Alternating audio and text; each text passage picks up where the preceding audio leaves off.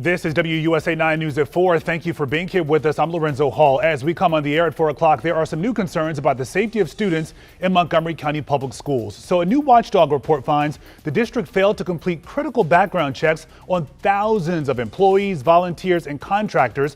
We're talking about people who had access to students. Our chief investigative reporter, Eric Flack, he spent the afternoon reviewing that report, which came into our newsroom roughly 2 hours ago. And Flack, we know tonight Montgomery County Public School Superintendent is pushing back on some of what's in that report. Tell us more. That's right, Zoe. It's right here, the report that just dropped a couple hours ago, and it may come, though, as little consolation to concerned parents that the superintendent is saying he has some real issues with this report. The report outlines what many parents would consider a worst-case scenario: background checks either outdated or missing for more than 16,000 people working in or around schools and kids. And it's not just background checks. Thousands also didn't have a required Child Protective Services screening, which are checks that sometimes flag child abuse allegations not found in court records. Now, among the report's findings, more than 12,000 current MCPS employees are not enrolled in the system that alerts the district to new arrests. Nearly 5,000 people have never received a CPS check.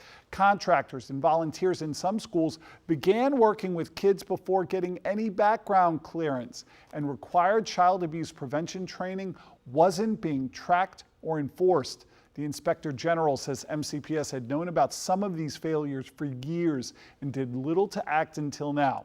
But MCPS Superintendent Dr. Thomas Taylor pushed back on this scathing report while still accepting responsibility for some huge security lapses.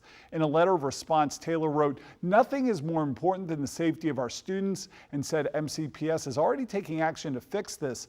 But Taylor also called the OIG report flawed and in some cases misleading, writing, "When your office issues a report of this magnitude, it must be accurate, thorough, and grounded in fact," adding, "Montgomery County families certainly deserve better than the process that generated this report," writing, "When your office issues a report of this magnitude, it must be accurate, thorough, and grounded in fact," adding, "Montgomery County families certainly deserve better than the process that generated this report." But so the superintendent did not seem to question the most important part of this report, which was all those missing background checks. Yeah, hopefully we will get some answers soon, and they will rectify this issue quickly. We know, Flack, thousands of Montgomery County parents are no doubt watching this story closely. So do we know what they're doing to fix this right now? Yeah, all of that laid out. MCPS has now launched a real-time tracker to ensure no new hire starts work before passing a background check, digitized the CPS clearance process, cutting wait times from weeks to days.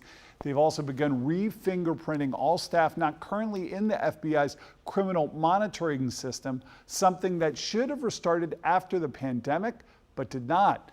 The school system says it will need state and county partners to fully clear that CPS backlog, and estimates it'll take at least $2 million to overhaul this broken system. So oh back boy, to you. Yeah, a lot of work to be done for sure. Flack, thank you. We know you'll stay on top of it. All right.